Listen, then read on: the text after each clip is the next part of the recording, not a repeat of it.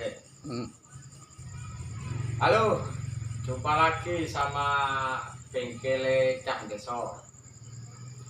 Cah Deso. Ini saya mau review kopling lur. Jadi motor ini kalau dikopling ndak mau apa iku jare wong Jawa nyetut.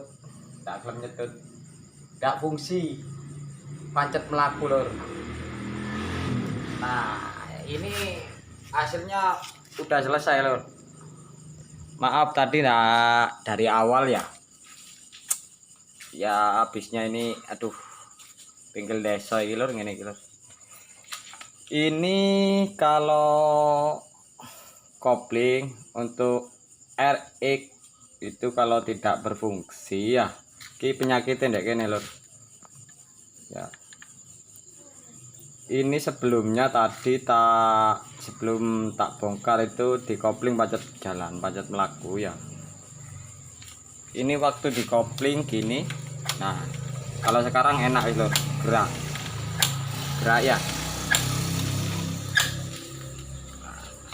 Jadi permasalahannya ada di sini. Kalau kopling slip atau tidak fungsi untuk RXS, RX King di sini. Oke, ceket lor.